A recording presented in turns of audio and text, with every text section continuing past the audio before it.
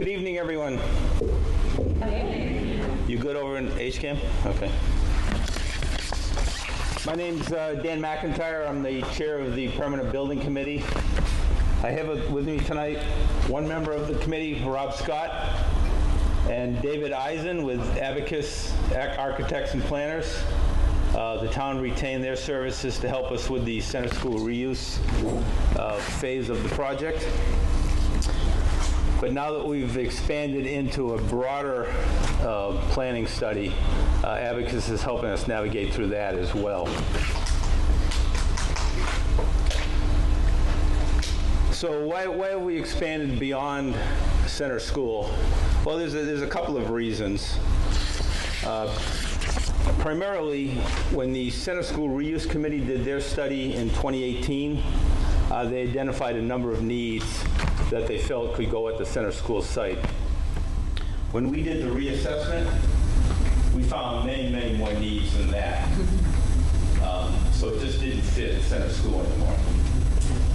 Another reason is, you're all familiar with the school project, potential new school, elimination of Elmwood. We felt now was the time to start planning for Elmwood rather than wait for it to just drop in our lap. Let's see.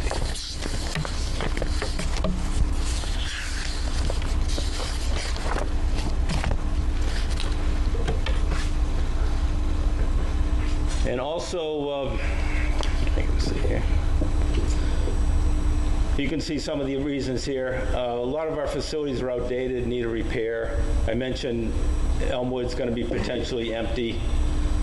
We also looked at the town's master plan. There's a lot of unfulfilled goals that we think are important to investigate while we're evaluating the use of municipal land. So the big question for tonight is how, where, and when to address these needs and goals. And those are the questions that we're going to be asking you tonight to get feedback on before we proceed with the solutions phase of the project. This is the first phase of probably a couple of public forums. We'd like to get your input tonight. Then we're going to send Abacus away with information on the land, all the needs assessment they've done, your input, and come up with a suite of solutions for our municipal properties. And there won't be one right solution. There's going to be multiple solutions that will have another public forum, probably in the fall, to seek your input on those solutions. And then we can make some recommendations to the Board of Selectmen, Select Board, for their decision making. Your input and come up with a suite of solutions. So here's the agenda tonight. We're going to talk about the needs reassessment. We're going to go over the parcels of land that are potentially available for us to meet those needs. We're going to go over some municipal goals. And then at that point, we're going to turn the mic over to you, and hopefully you'll give us some good input for what we can do. This is probably going to take us 20 minutes to get through, so if you could bear with us, and then we'll open the mic to you. So in 2018, the Center School Reuse Committee made a couple of recommendations to the Select Board. One was that the center school property should remain an asset of the town. And two, they identified a number of departments that might fit on that site. They had IT department, youth and family services, finance, human resources. Get those out of town hall over to center school. Also, at that time, the school department and Parks and Rec were leasing space. They thought that might be an opportune time to eliminate those leases and get us into a town-owned property. As you all know, there's very few meeting rooms in town. They thought center school might be viable for that. Also, the school was looking to get their life skills program out of the school buildings and into a separate building. And the school superintendent at that time felt that center school might be viable for that. And then Parks and Rec, the Youth Community Center, people are asking for more services from those departments. Parks and Rec has lost a gym now that we've closed center school, so they really need that. They're really lacking space. And of course, the Upper Charles Trails Committee has plans to put trails in part of Center School. So we worked with Abacus, and we came up with a number of solutions to fit those needs on Center School. Here's one of them. I think we came up with about 5 or 6. They're all fairly similar with some slight differences. But this is the front parcel of Center School. It's about 6 acres. This is the 1928 section of Center School. We were planning on saving that and doing an adaptive reuse, renovating that building. There's actually 1, 2, 3 floors that would be renovated.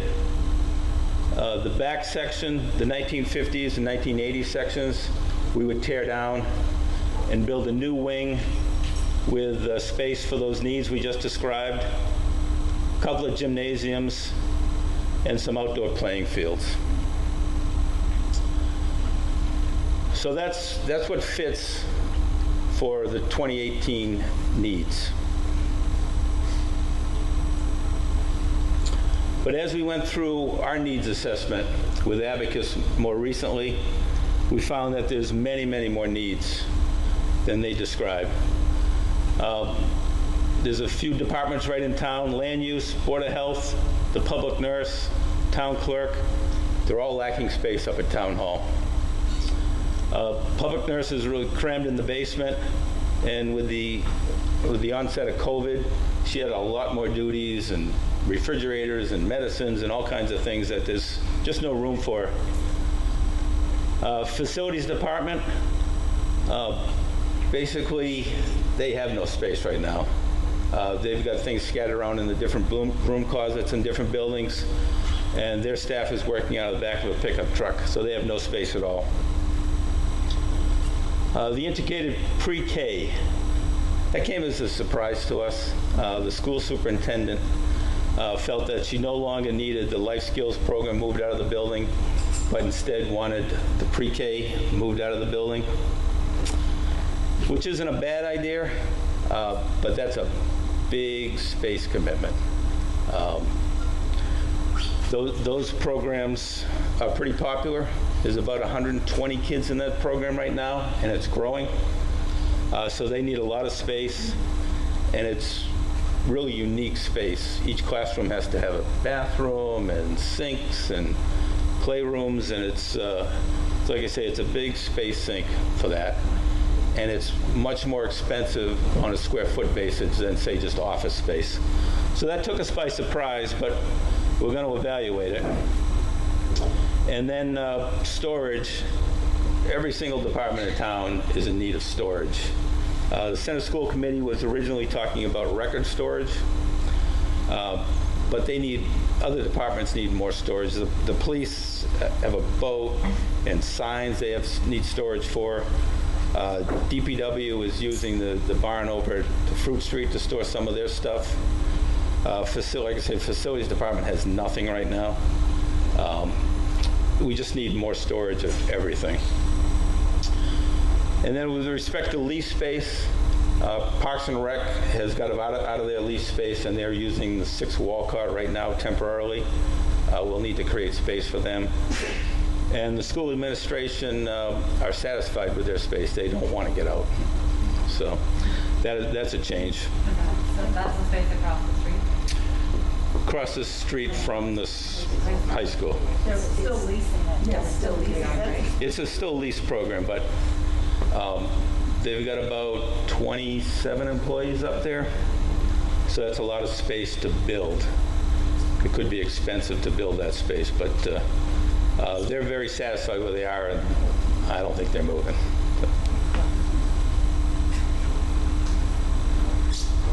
So Abacus, for their needs assessment, did what I think is a very detailed interviews of each department. Center School Reuse Committee sent out a survey and got surveys back from the different departments. What we opted to do was actually sit down face-to-face with each department and go over every need that they have.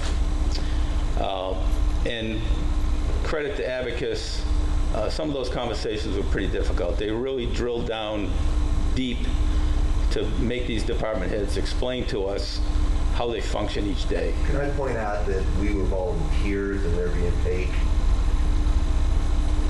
Sure. I'm part of the Center School Reuse Committee, and we put in a lot of hours. So we did a lot of work. I'm not criticizing anyone. It sounds like it. Well, okay.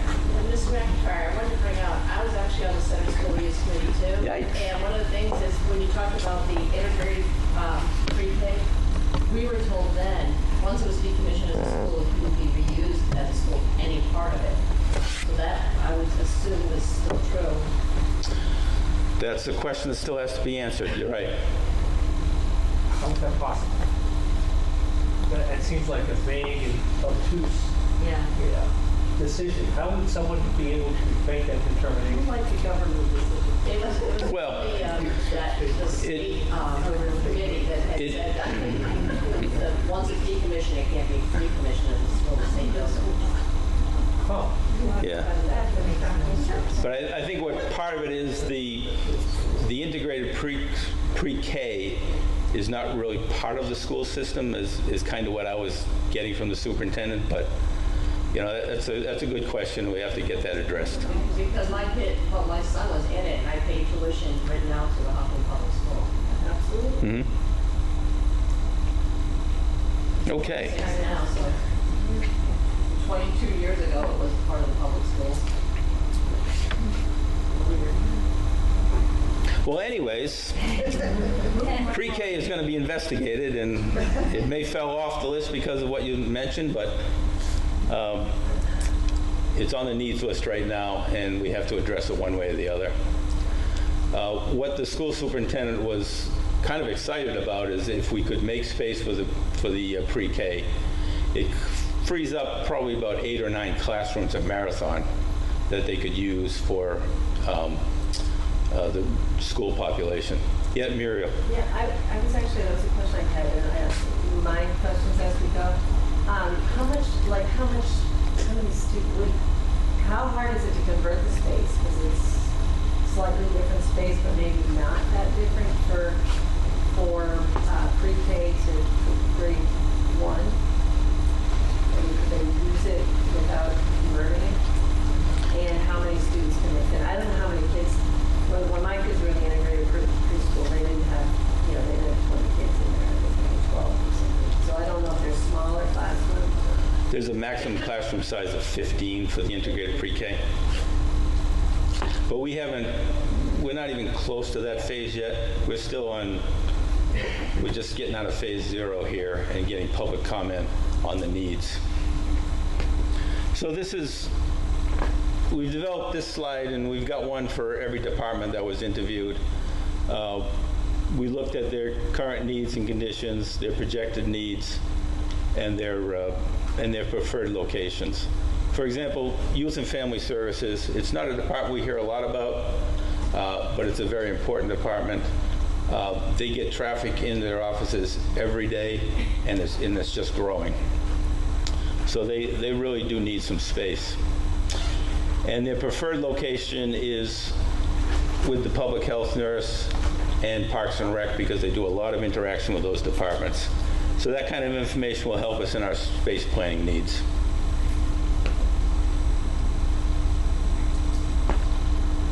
And yes, as I go through the slides, feel free to ask questions. So when we looked at each department, Abacus was able to put this graphic together, which kind of shows how much space we have now and how much space we're projecting we're going to need in the future for all our departments. And the conclusion was, we can't put all this on Center School. So we've got to evaluate other sites, do more with the existing town hall, do something in Elmwood, do something at Center School, possibly Fruit Street. So I think at this point all options are on the table to try to meet needs. A question. Yes. The difference between present and anticipated area in that graph, because obviously departments have space, for example, in town hall at the moment. If they were to move to a new location, that space would become available. So I'm more interested in the delta. Because you've got the before and after. What's the total anticipated need above the current? It's roughly. The question was, what's the delta between existing space and projected space needs? These numbers are still being refined, but we're roughly at the 30% increase. Yeah. And this is a work in progress. We haven't gone through all of these attached square footages, so we're sure about the size of those rectangles. That'll be in the next phase. Okay, thank you. But we expect that question to come up again. So we can't make this stuff up. Okay, thank you. Yes. So just in terms of the scope, you mentioned master planning. So was your assessment to look at all of the town-owned facilities and judge their capability fit for purpose for their current use, or just the net growth necessary to accommodate the projected needs? I think we're looking at everything, and I think master planning might be a misnomer. We're really looking at facilities planning. Master planning has a different connotation, but yeah, we're looking at all of the properties and all the needs, and I think as we go into the next couple of slides, we'll get into that question deeper. So that's pretty much covers our needs have grown. That's the point of that. Any questions on needs before I move on to properties? Okay. So here's our existing facilities that are used by most of our employees. We've got Town Hall. We've got 6 Walcott Street that the town recently purchased to provide more parking for Town Hall. Center School, Elmwood, Fruit Street. Those are the properties that we think we can concentrate on to try to meet the needs. Our other sites, the library, the fire station, police, senior center, DPW, relatively new. The DPW is new, the library is new. They're all performing well, but each of these departments also mentioned that they don't have any storage. So we got storage needs there. And I will point out that the Main Street Fire Station is probably the oldest building on that list. And don't be surprised if at some point in the future we're going to be looking to rehab that because it's old. Woodville Fire Station, town meeting recently approved some design funding for that. The fire chief would like to see that expanded to improve response times to the Woodville area. So we're not really looking at that, but we just wanted to mention that because that is a need that's currently being worked on. I had a quick question about the police station when you said it's old. I know I've been here just about 30 years, and it had to have opened. No, did I say police station? I meant fire station. The police station is not that old. You said fire. Did I? Thank you. I got something right tonight.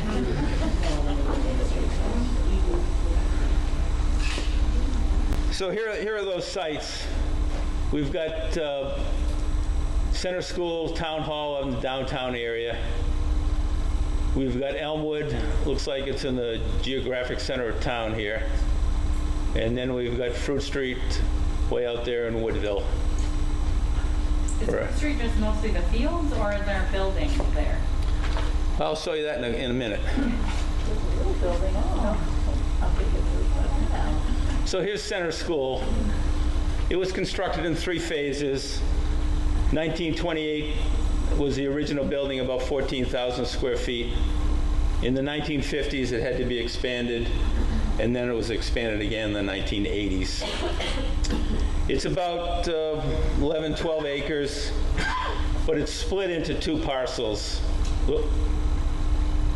There's the front parcel here, about 6 acres, and the back parcel here, about 5.5, 6 acres back there.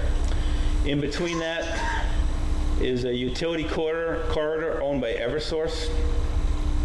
However, when we purchased this property in the 1950s, the deed says we do have a right to pass and repass over that corridor. There's no, The only access, sorry. well, sort of, yeah. Some say there's access off of Prestwick, but I don't see it. So we have a right to pass and repass over that corridor, but the deed doesn't define what that is. So I think at least we have our foot in the door to negotiate with Eversource if we wanted to use that back parcel. Point of clarification, you said that was purchased in the 50s? I think it was the 50s, wasn't it? So it wasn't part of the original lot then? No, no. Okay. Some of this was up here, but Yeah, then we purchased more. Center School, my deed basically says, it defines 8 acres, and then it cuts out 1.3 acres, which is where my plot is. Okay. And the remaining acres went to Center School. So basically, it's my lot by exclusion. It defined the Center School space, and, so that was it certainly wasn't from the 50s. Yeah, no. No, it was acquired over many times, but the deed that had the right to pass and repass was, I think, in the 50s. So it's zoned residential A, which is essentially single-family homes. Municipal uses are exempted in our zoning code for this zoning district, so we can do municipal uses here. Town common right across the street. Around it is pretty much residential. Prestwick Drive back there. There's a fairly extensive wetland right in here, which would extend on the property, at least the buffer zone would. So that would impact what we could do for this property here as well. Quite a bit of grade, too. Isn't there a cliff halfway on the property? The topography of this is very challenging. Yep. The trails, I think the trails are coming up through here, and I think Peter Lagoy wants to build something up in here to connect up to the main town common, but even the trails would be challenging, I think. There's a couple of quick shots of the building. I'm sure you're all familiar with it. There's the front facade, the back facade. Just another point is the additions, the doors on both sides, those were added. So those were not part of the original building. Yeah. Nope. Those like wings on the side The of two the little ways in front. Right there? Yeah. Yeah, because there's access issues Yeah. because of those. Yeah. And there appears to be some add-ons to the siding. So can we tear that off without getting yelled at by historic? I think so. Good. Yes.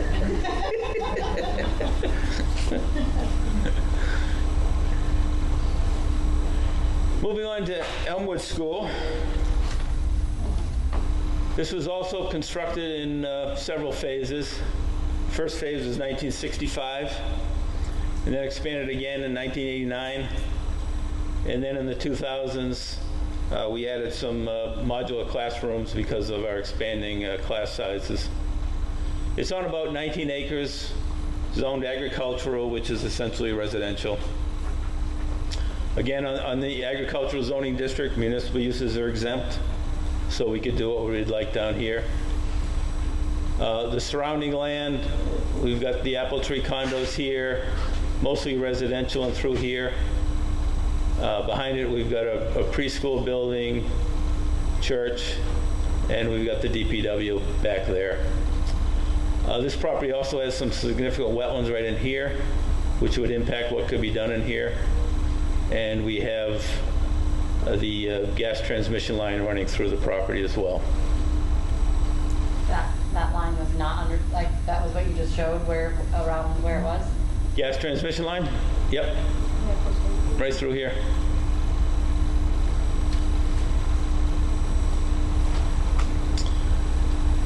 Again, there's some few pictures of the center of the Elmwood School. I think this was the original 65 entrance.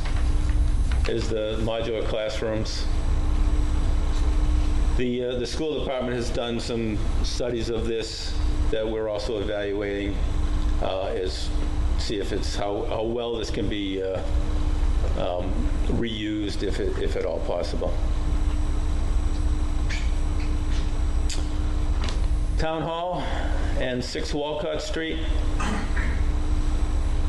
Town Hall's right here, built in the early 1900s. It's got 4 floors, about 16,000 square feet, set on a little under a half an acre. The big criticism up at Town Hall is no parking. There's only 7 dedicated spots for this parcel right here. The town purchased 6 Walcott to build a parking lot back there for Town Hall. That hasn't come to fruition yet. I expect it will in the near future. The building has been kept right now, and that's where I mentioned Parks and Rec are holdout there until they can find some better space. Is the plan to get rid of that for the parking lot or keep the building? I believe that's the intent, was to make that a pure parking lot. Is that right? Yes, that's right. Yep. Norman confirmed that would be all parking lot.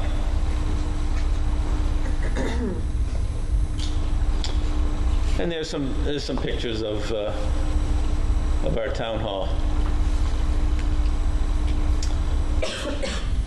Finally, I want to talk a little bit about Fruit Street. This is a very large parcel that we bought a number of years ago. When we bought it, we created a master development plan for this property. The last update of that plan was in 2015 for Parks and Rec to build some additional fields out there. As you see in the green, much of the site we put into a conservation restriction, so that's dedicated open space in there.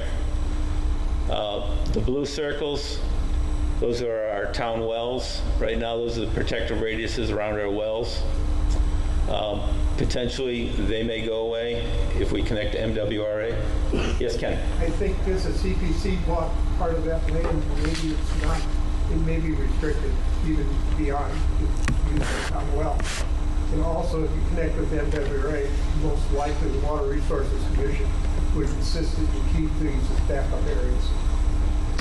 That's a good, the comment was that even if we connect to MWRA, these wells may not go away. We'll probably save them, which is probably a prudent thing to do.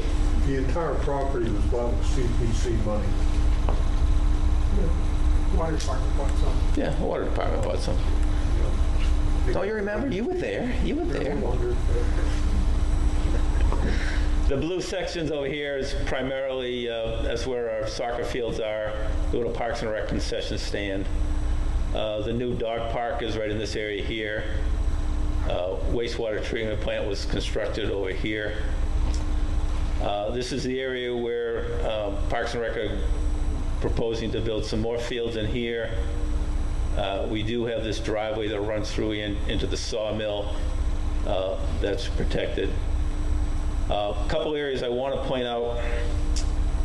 This area number 9, the kind of pinkish area, that was preserved for affordable housing. There's about 8 or 9 acres there for future affordable housing that has never been moved on. And then up in here in the Salmon area, there's about 30 acres of just undedicated space. The master planners felt that we'll just preserve that for some unknown future uses. Does that have wetland in it too? I don't think there's too much wetland here. Most of the wetland is going to be associated with the Sudbury River and Whitehall Brook over here. And Dan, where is this little building that's on the picture here? It's right there, I think. Do you know how big that is? It's not very big. It's just a small concession stand. They've got a little storage for basketballs and things like that. The other building that I mentioned where we store things is the old pine, sand, and stone garage is right there. DPW took that over to store a bunch of their stuff in there. Facilities is in there. Board of Health just moved their records over there. And then there's a small office building, which was the old way station for pine, sand, and stone. That is where our IT department is currently. Yes? Dan, Mike Bolson, Commonwealth Ave. That 30 acres you were talking about, Bay Path Humane Society has already leased 5 acres. Yes, they have. Somewhere in that 30 acres. I'm not sure exactly where it is, but Closer to the pool. yeah. And do you know what they were going to use it for? Facility. Facility? Okay.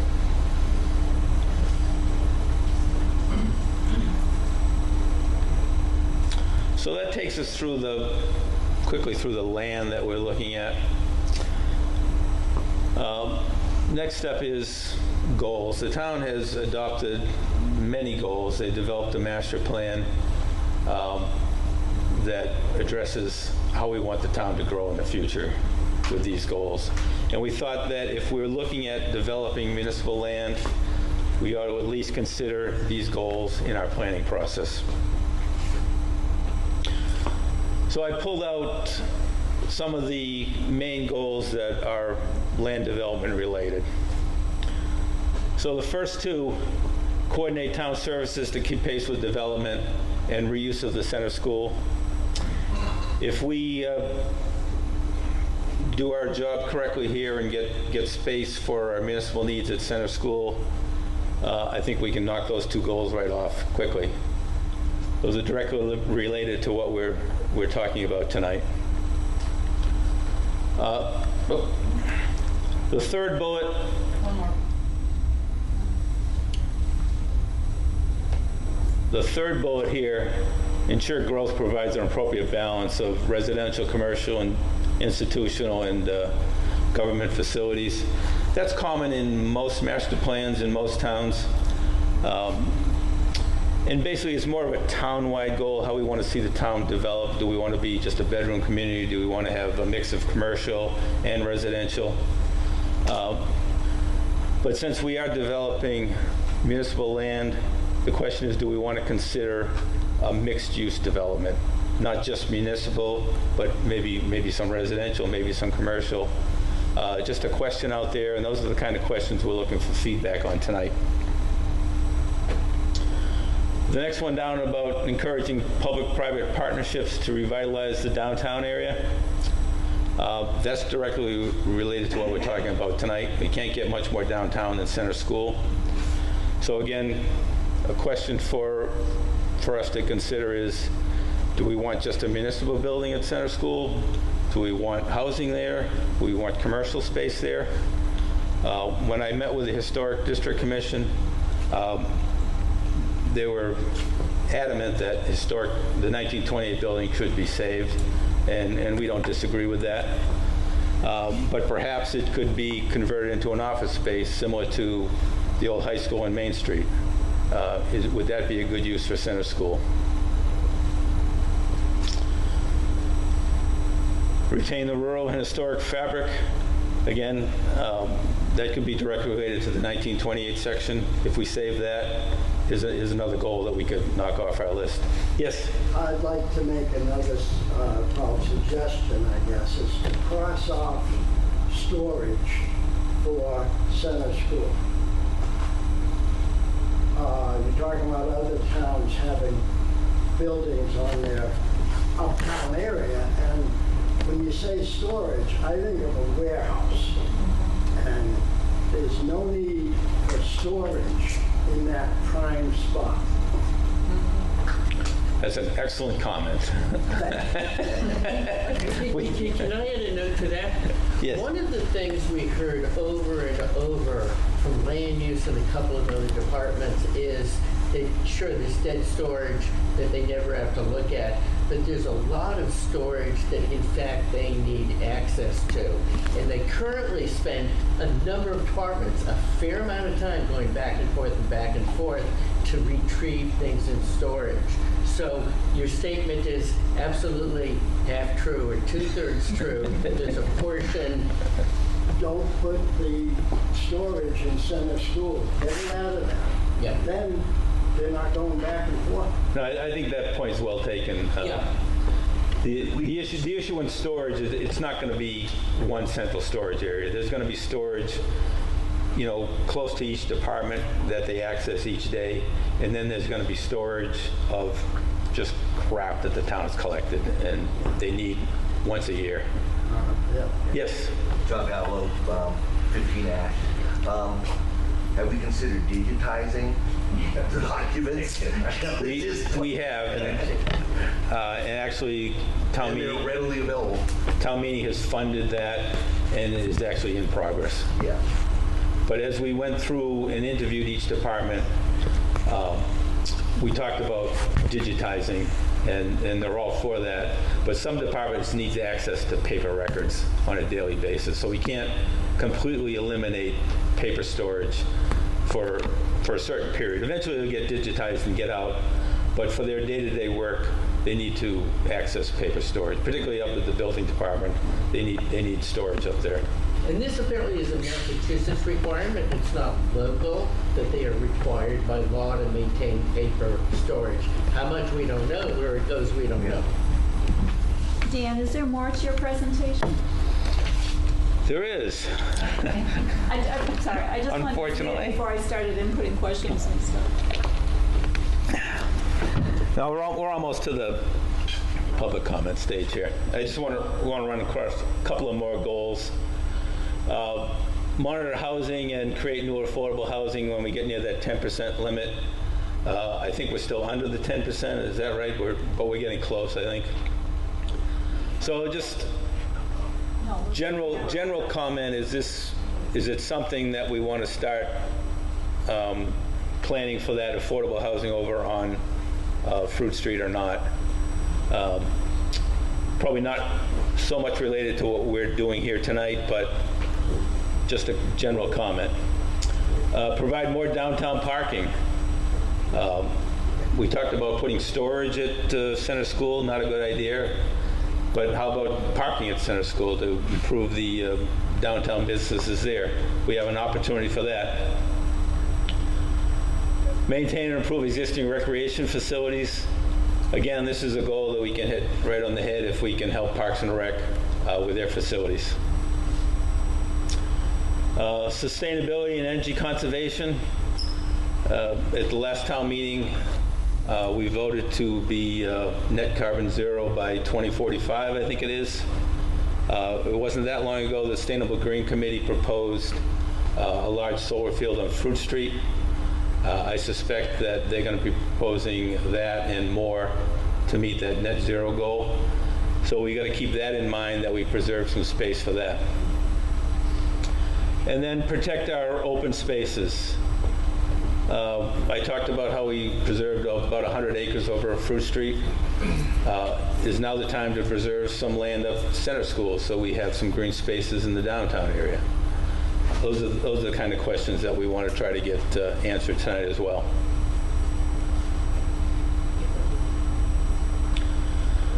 So here's where I'm going to kind of turn it over to you. I want to just give you some leading questions here.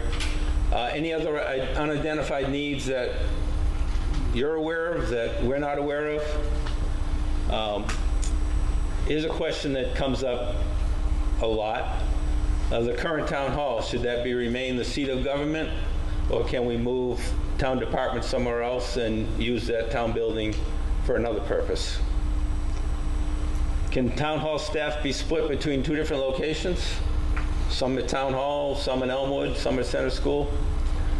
Norman can't answer that question. I know his answer. So,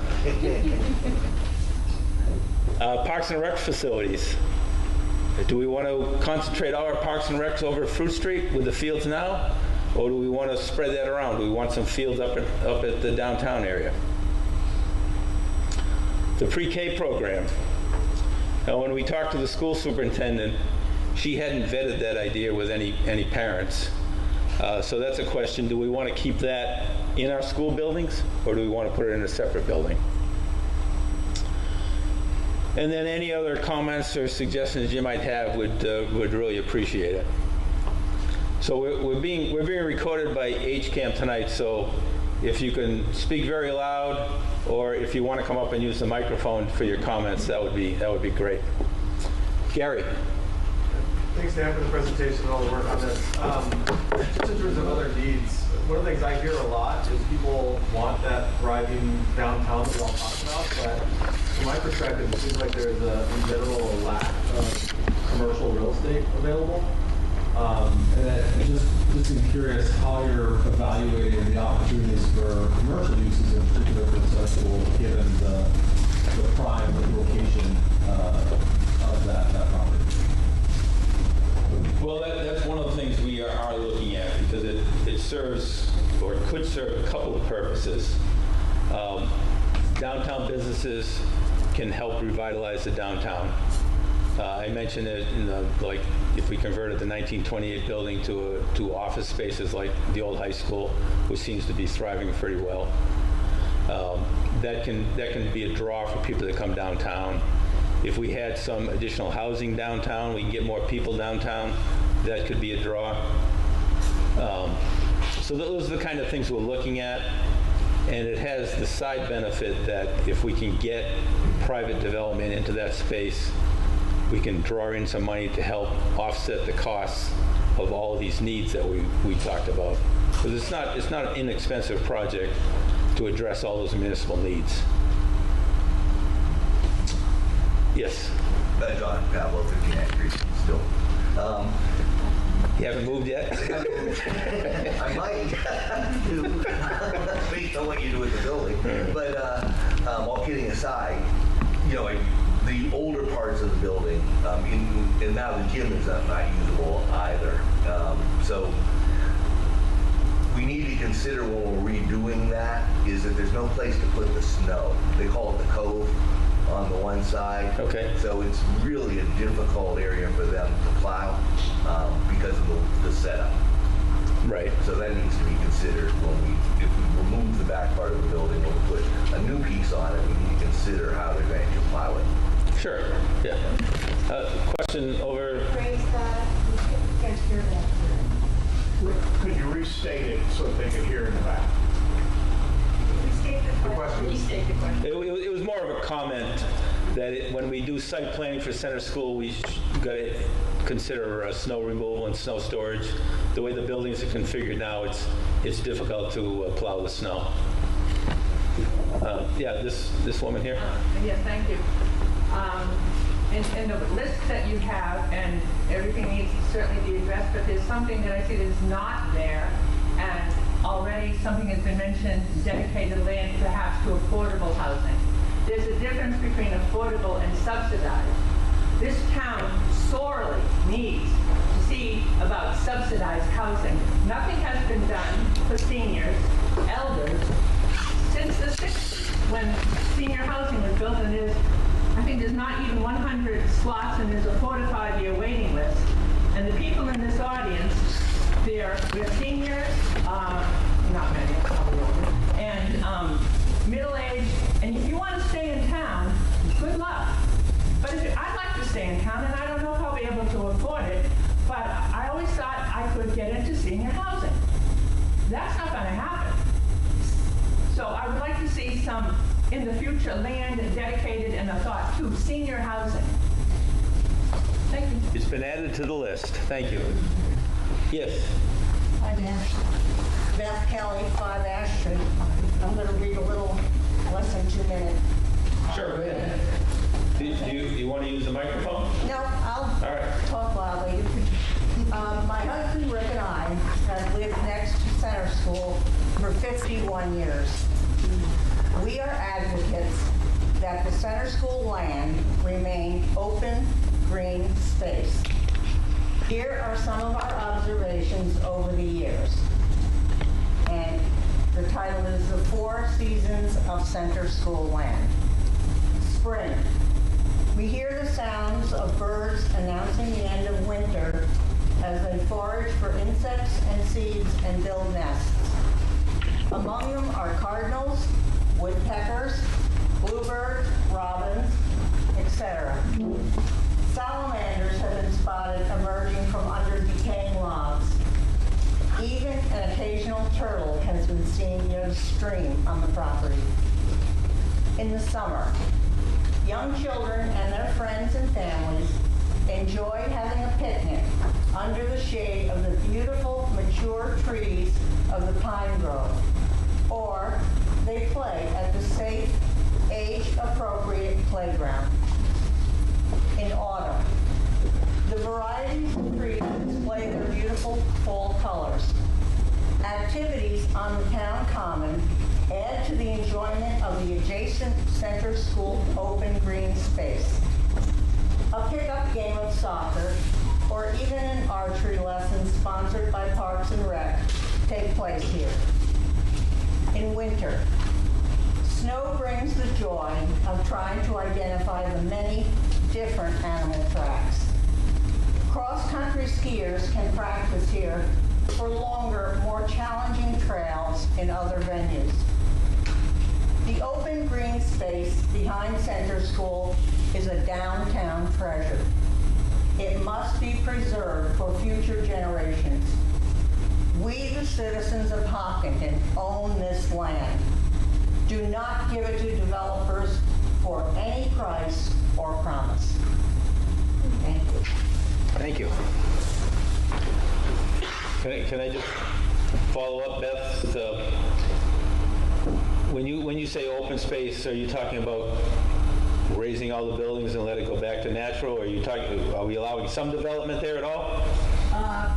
What's there as open green space should remain as open green space. There's not much of it, and the topography is challenging for many things, but we do not want to see housing crammed back there as neighbors in that residential neighborhood. It is zoned residential, and the houses are well kept. They have been there for many years, and we do not want pollution, traffic, lights, garbage pickup, whatever comes with saturating a place like Center School with housing. It is not the place. The downtown is being asphalted and concrete, and we are turning the downtown into a heat island. And Center School is open land with beautiful trees, and we want it to stay that way. So the front section where we have our buildings and pavement, we could do something there? Okay, thank you. Yes? Thank you, Dan. First of all, I think the Center Reuse Committee and the Building Committee, lots of good ideas, lots of work. Thank you so much. I was happy to see in the guiding principles of the town mentioned housing. And I'd like to build on Marlene's comment about senior housing. I would like to expand on that, and my thought process was Center School would be the best place, but we'll see what happens. Housing for physically challenged seniors and veterans is, I think, a need we need to address now and in the future. And I just pictured Center School, that 50,000 square feet footprint, being converted for those three groups, because it's conveniently located so that seniors and veterans can get to services and restaurants and other things. So that would be my suggestion on that. Elmwood School, 90,000 square feet if I added it up correctly. I was going to also suggest a community center and municipal needs. Community center being, there was an article in the Independent recently, someone suggested a Boys and Girls Club. I'd like to go beyond that and say, wouldn't it be wonderful if we had a community center that offered activities all year round for all age groups? I had one growing up. I grew up in Michigan, not here, but this is home. And we had activities there of all age groups all year round. And I think that when I was envisioning it in Elmwood School being where that could be placed, with also some offices for municipal needs, and maybe even if it was converted, we could put our town elections over there instead of always disrupting the middle school. And additional parking could be built over there. So I'd like to see housing for seniors, physically challenged, and veterans. And I think the downtown, in the center of town would be the best location for those groups. And then a community center, ping pong tables, Friday night dances, get together for, I don't know, contests or something, but something for fee and free activities all year round for a community center. Yeah, I think the senior housing is a good comment. The community center has already been incorporated. That plan, that concept plan I showed you in the center school did include a community center in that space. Yeah, but I think there's not enough space there if you really want to do well by housing. So you might even have affordable units. And then I didn't know about the 9 acres of affordable housing, but maybe if we put some affordable housing downtown with the seniors and veteran housing, you could reallocate those 9 acres down by the Parks and Recreation area, the Fruit Street, and do something with that. And I've not to spread rumors, but I hear that Hockington Drug property is going to go up for sale. And so that might be an opportunity for the town if we need more offices to look at purchasing that corner lot with a lot of parking and or do something there. So anyways, I hope we can address housing for those groups. No, those were good comments. But don't forget about Elmwood School too. That's a pretty valuable piece of property down there if you wanted to do housing down there. Like I said, I don't know how much work in both buildings, but I was looking at a community center and town offices, and maybe even instead of disrupting middle school for the elections, have a space down at Elmwood School where the precincts could be set up on election days, and there'd be plenty of parking down there, because we hear about parking problems at the middle school during elections and things, and so that. What was the property that was coming up for sale? Well, I don't know for sure. So we're not going to start rumors tonight. Let's not start rumors tonight. Okay, I heard that it might be, the Hockington Drug corner there. I work there, but nothing is set. Yeah, okay. Nothing is known. Yeah, I work. But you've never been on Elm Street at 3 o'clock in the afternoon when all the parents are picking up their kids, and it's a nightmare. Yes. Yeah, so I was going to ask about that because I actually live next to Elmwood. There is no parking, and it's really quite problematic. But we have that big open area. Well, that's open field that's used for, that's open field used for activities. Right now, a lot of families use them nights, weekends. So is the Elmwood School being considered for addition, like parking with it, or just the building reuse type thing? Well, we don't know yet.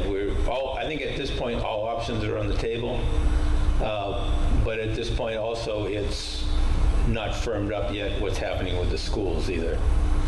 But we thought we'd be proactive and at least included Elmwood in our planning process. Because there's very little parking, and there's a lot of greenery that with people talk about preserving it, and that whole section, turning it into different would change the look of that area. Thank you. There's another comment. Yeah. Ken, did you? Yeah, okay. A couple comments. The affordable housing area on Fruit Street. Affordable CPC money came from the affordable bucket. So there has to remain affordable housing on Fruit Street.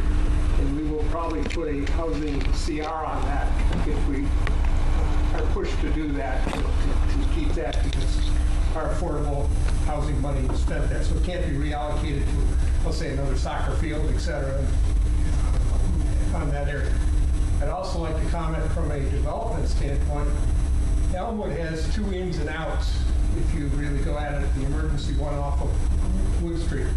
Elmwood site is much more residential development friendly than I'll say Center School is. I mean, Center School, under our existing bylaws, you'd only have, the only you can really do is a cul-de-sac with 10 lots on it.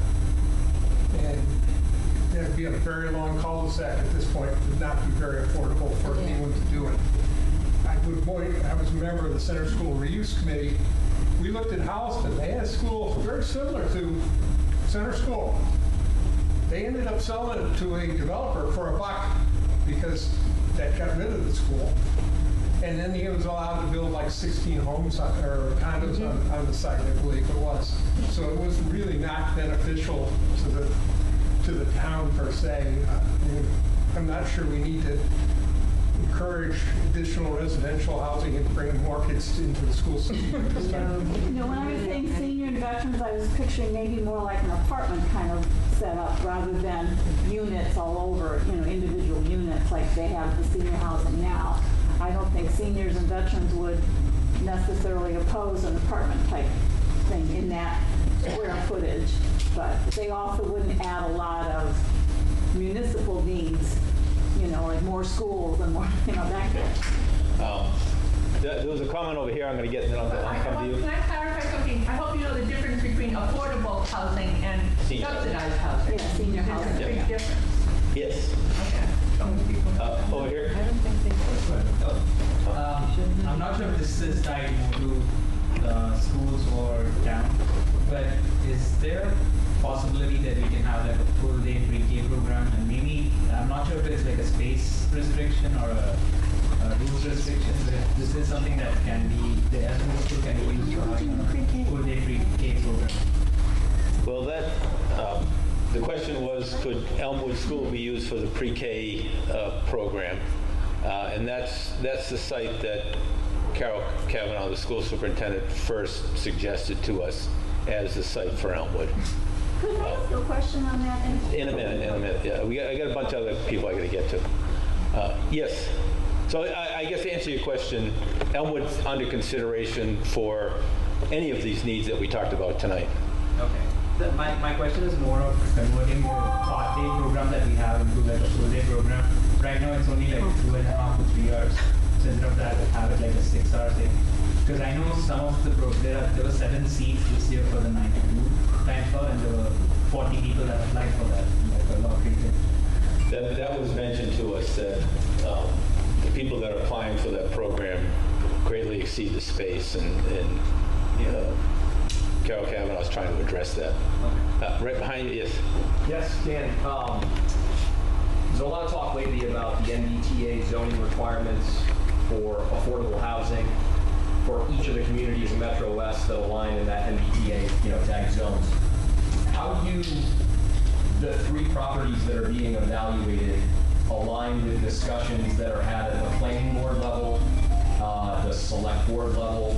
How is that discussion going to move forward? Because in my mind, that's all kind of one discussion and maybe one solution. So how are these 3 properties being analyzed with respect to meeting that MBTA zoning requirement? Well, we haven't really specifically addressed that. We understand the MBTA zoning has kind of expanded beyond where it originally was and probably encompasses these properties, or at least the center school property, I think, from what the town planner has told us. But I would expect that once we get into the solutions phase, in addition to having public forums, we're going to be having sit-downs with the planning board, with the historic district, to kind of get their direct input on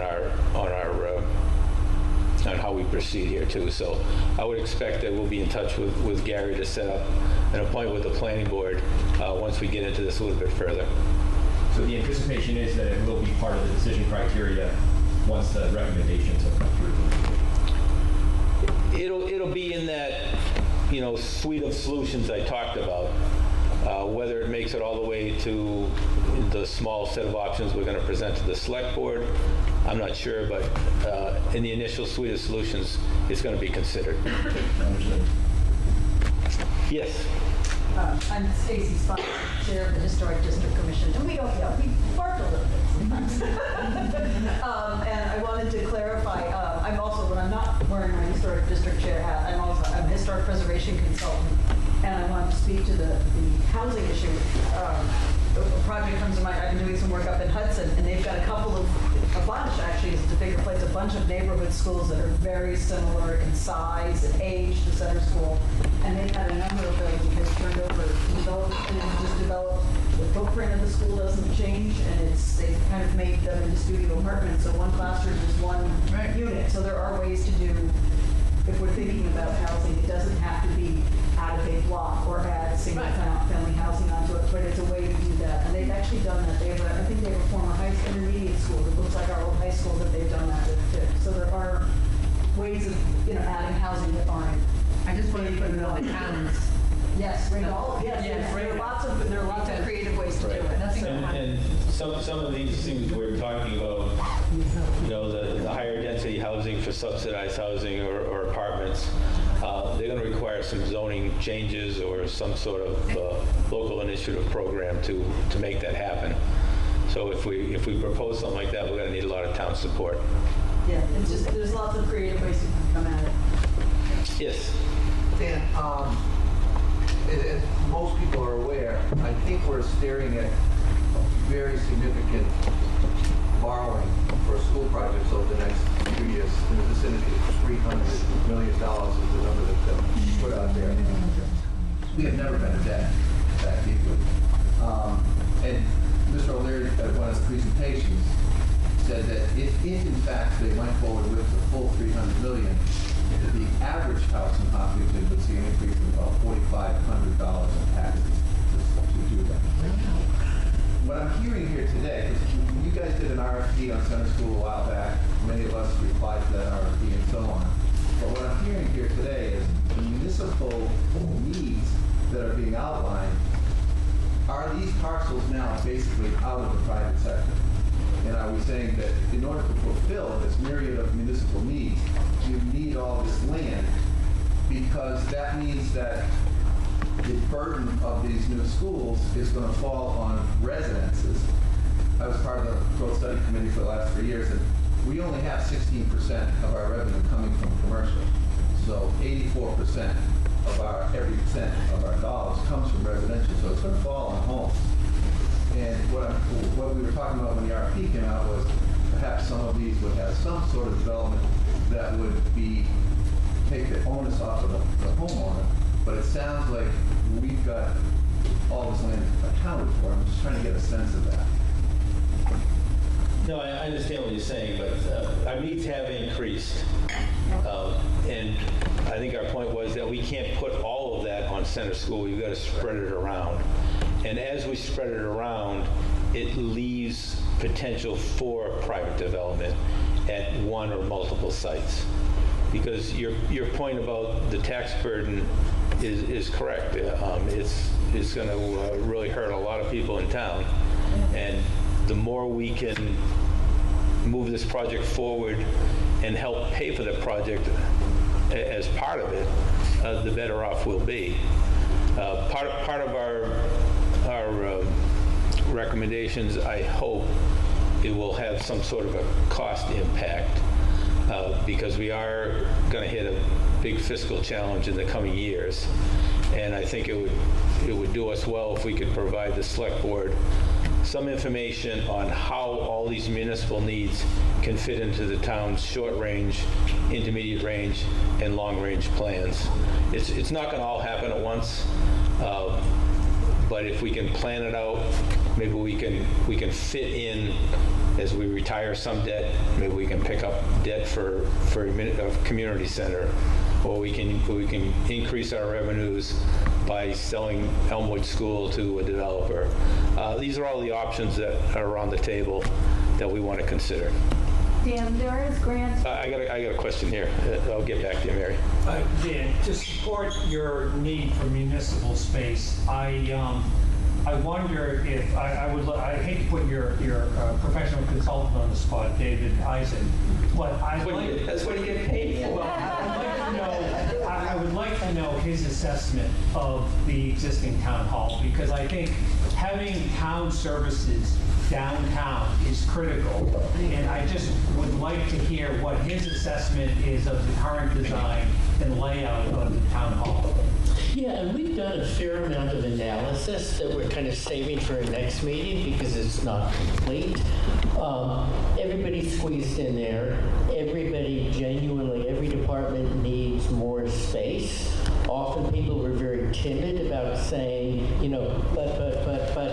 but we need more space. The building's fairly inefficient. We did a color-coded diagram.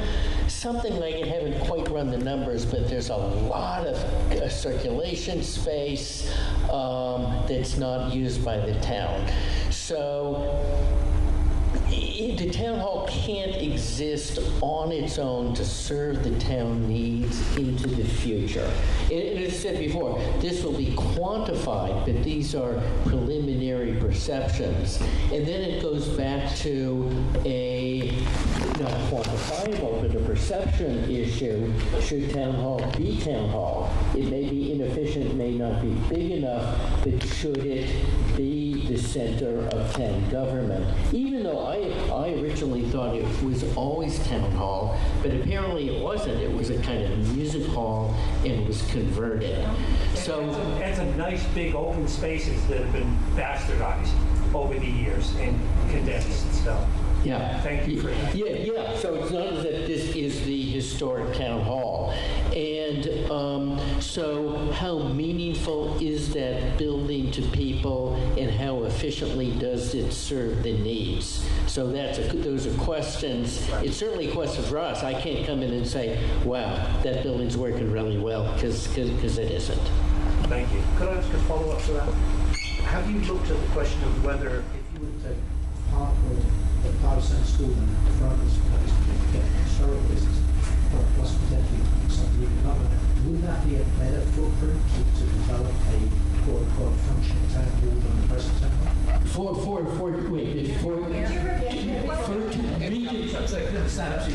question is, if you took Centre School and asked the question, could you build a town hall on that footprint that would be more efficient? Has that question been looked at? Yeah. On Centre School. So Centre School, I mean, when we did the preliminary studies, we evaluated the existing buildings.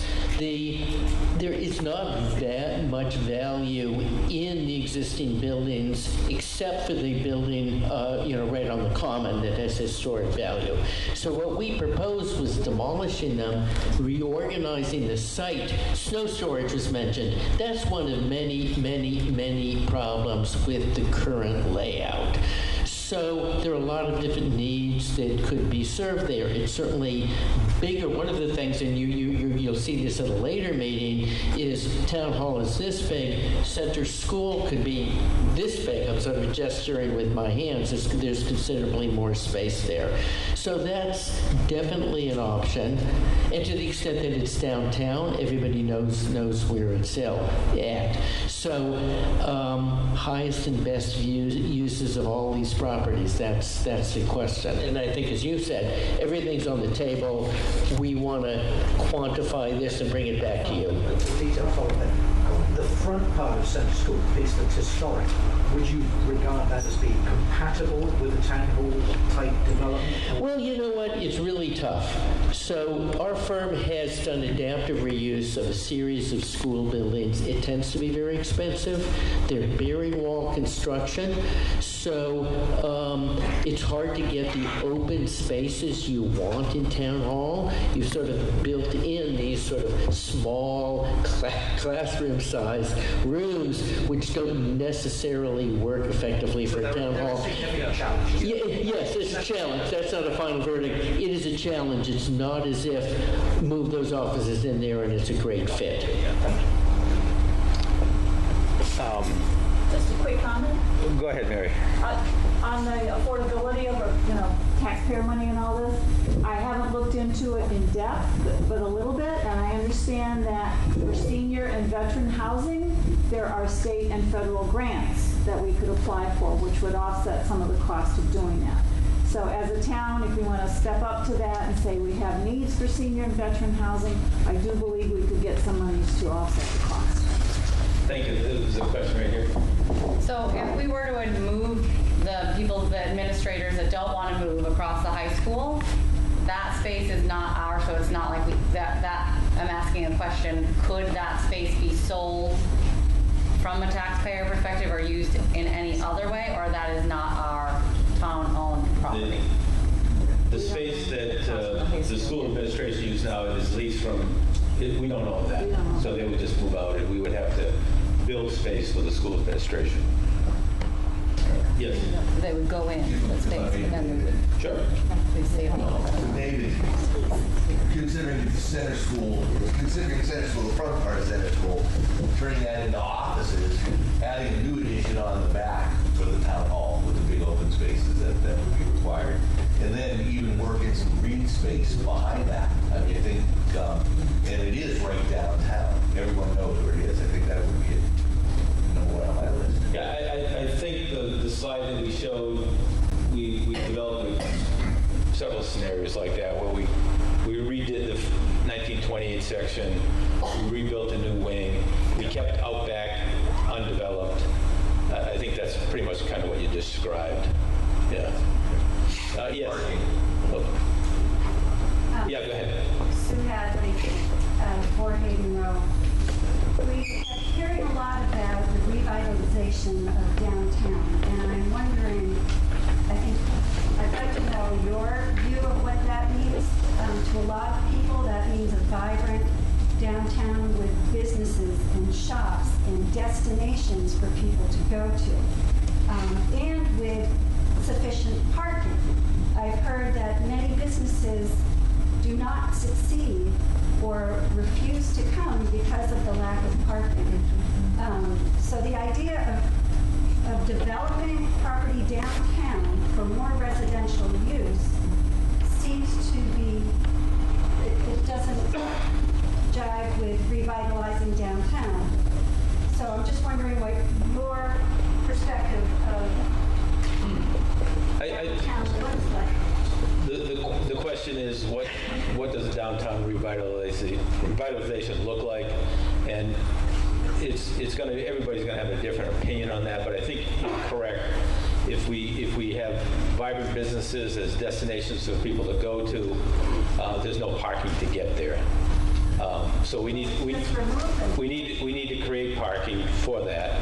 Or alternatively, if we build residential development downtown that's in walking distance to that area, we don't need as much parking. So there's two sides of the coin. I'm obviously on the wrong side of the coin.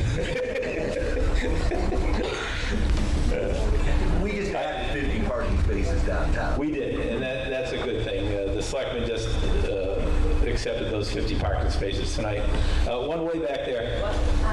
Yeah, because this is the same conversation, but I wanted you guys to recognize we have a couple of young gentlemen in the audience that from the scouts that are here because they were interested in some of the property on Fruit Street. So I can turn it over to you guys, but it's getting kind of late. I know they want to get home soon, but you guys want to? I'm going to make y'all stand up, the Boy Scouts that are here. Come on, guys, you can stand up.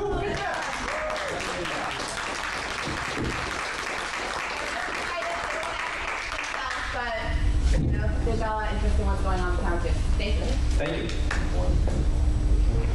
So I know, Sue, that's not a great answer to your question because there's many different answers to that question, and everybody's going to have a different opinion on that. Well, I also thought that some of the space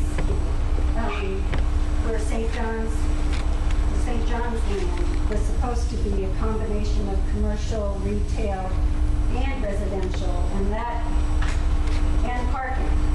I know there are several parking spaces there. I have driven through it. A lot of them have time restrictions on it, like you can only park there from 6 to 10 p.m. or something like that.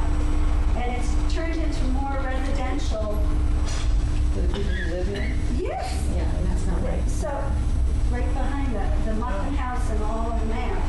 So it just seems like what was supposed to be more retail commercial, which is also talks to the tax rate,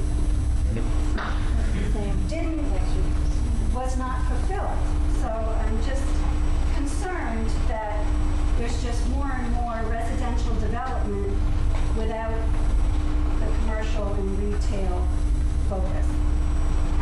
Well, that's good. So, you know, the town doesn't have control over that land, but we do have control over Center School and Elmwood, so we can do what we like. And if the majority of the community thinks that it's really better for commercial, then that's what we should do. Yeah.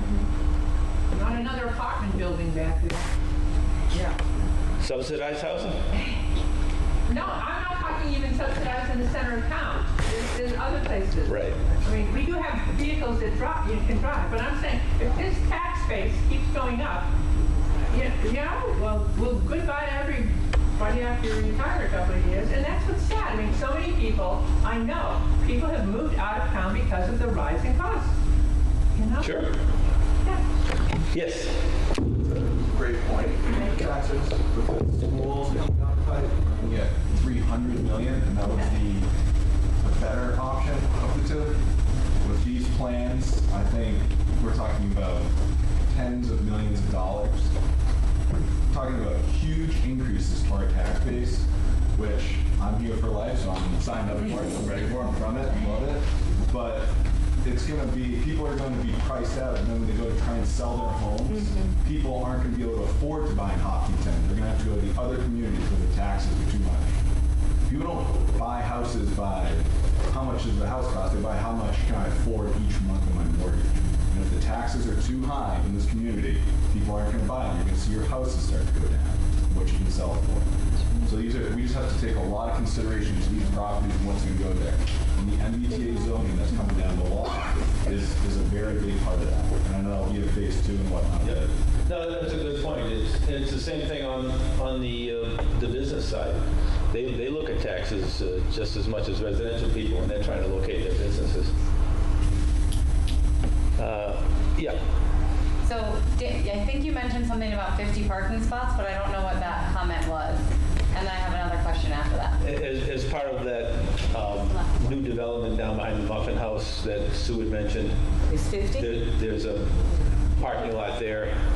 Front lot is 50 spaces. Norman could explain it, or Chuck. Yeah. There's a municipal parking lot with 33 spaces behind there, and then the two businesses that are own private spaces, there are 22 spaces there. They've made an agreement with the town that the town plows that parking lot. Those 22 spaces will become available in the evenings. So the evenings downtown will have a total of 55 spaces available, right on Main Street. Now, weren't there 10 spaces also that are supposed to be used? There's a big blue colored peak there, park people drive right in there. Is that, but those are the 10. Weren't there 10 that were supposed to be used by the town all day? 33. 33. But just part of it. All 33 all day. 22 part of it. 22 additional. 55 total. And did you have a follow-up to that? I do. Yep. So with the question for adding more commercial businesses, with everything that's zoned municipal or agricultural, would those have to get, like if the town hall were to be redone and used for commercial business, would that have to be rezoned and then the town approve that, or is that okay to be automatic? It's zoned downtown business now. We'd have to look at the zoning code to see what uses are allowed in that,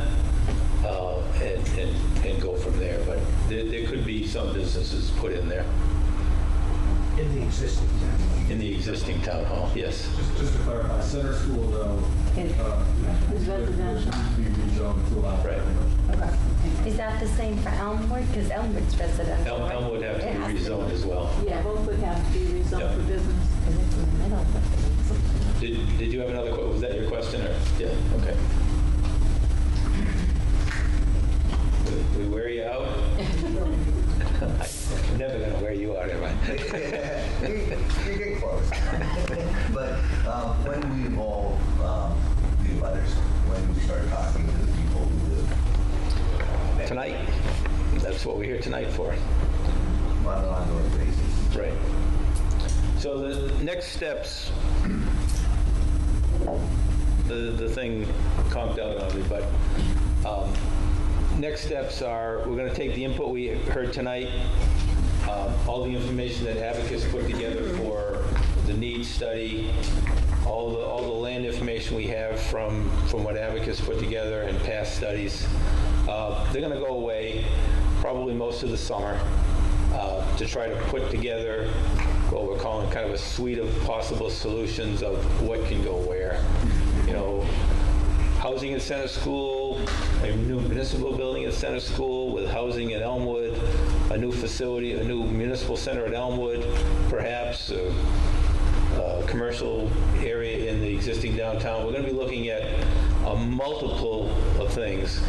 And then in the fall, we'd like to come back and redo this public forum to get your input on those solutions, because we've got to whittle those down down to something that the select board can get their hands around to make a decision. Because the final decision is going to be the select board's, not the permanent building committee.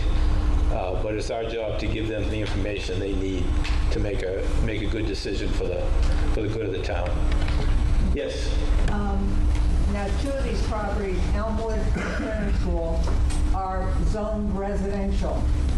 So the select board cannot just change the zoning. Isn't that a 2/3 voted at town meeting? Wouldn't it have to be town meeting? It would have to be town meeting to change the zoning for those two properties so that they were not residential. Right. And it looks like in the last town meeting, there were a couple of properties where there was a suggestion that they should be rezoned, and it did not pass. And I don't think the people in Hopkinton like spot zoning. If Center School has been residential, people want to stick with that. They don't want to change it when there's an established neighborhood, people there. So I think, just thinking that, the sky is wide open. I don't think in Hopkinton it is. People don't want spot zoning. But you don't have to change the zoning for municipal buildings, right? Because if it's municipal use, you don't have to, it's exempt. We can do whatever we want. Well, municipal uses are exempt, as Mary just pointed out. But if we want to do something else on those, we're going to have to change the zoning, and we're going to have to build community support to do that. And tonight is one of those first meetings to get that support for whatever we want to do with it on those things. But you're right, we're not going to just walk into town meeting and say we want to rezone Center School to commercial or non-residential without doing our homework and getting community support. Yes? Yeah, I think that adds to your comment. You need support, and one of the things that will build support is the comment that's been made earlier about the tax base. None of these things are ideal. If we had one single thing to choose, we'd say keep things as they are. Don't build a new school, don't spend any money. But we can't. Right. And someone's going to have to make hard choices here. So we'll have to decide if there's a trade-off between spot zoning and getting some revenue to offset the tax burden to allow people to live here into their old age where they wouldn't otherwise be able to. That's a choice people will have to make. So if we believe that that's the right thing to do, we need to make that case. Right, and that's why like I said, everything's on the table right now because we want to give people that choice. When we went through the master plan, we didn't see a goal to keep our taxes down, but it is everybody's goal. It's invisible. Yeah. Any other questions? There is. How are they going to, in terms of all the goals that were listed at the beginning, how are they going to be ranked in terms of when you're doing this next step? Well, that's what we're going to try to figure out, how we're going to rank the importance of the various goals versus the various needs versus the taxes. That's why it's going to take us the good part of the summer to try to figure out how we're going to rank that. And we may rank it wrong. We may come back here in the fall and have another public forum, and you could say we're all off base. We want to rank open space more important than taxes. But you got to give us a chance to give us that first shot. But I appreciate all the comments tonight. Yeah, one more? This is about the gas line and the gas company. Did they have a say? This is Elmwood going into Apple Tree, it goes down. Do they have a say in what goes on with like the potential reuse of Elmwood? Well, they have an easement on our property. I don't know the exact answer to your question, but I'm sure there's some sort of standards that we can only build so close to that gas line. Yeah, because I think it serves other towns as well, not just Hopkinton. So it's a regional transmission line that runs so through I there. just wondered how that's being considered with the Elmwood particular site. It would have to be considered just like other utilities are considered, and snow plowing is considered, and that type of thing. So, yes. So just to make sure that you are aware, I would like to just mention, and thank you to the scouts who came out to support us, that Hopkinton Scout Leaders Association has an RFP into the town, which at this point is in the evaluation stage, where we are looking to lease a fair portion of Lot 8 on Fruit Street, around where PreK will be sited. And one of our biggest goals in that endeavor is to keep the land as close to rural, agricultural as possible.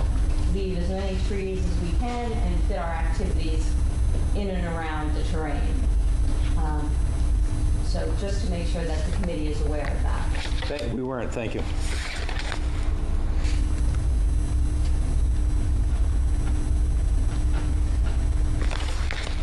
Yes. And I might add that there will be broad support for the Scouts in this town on that matter. Yeah. Okay. Well,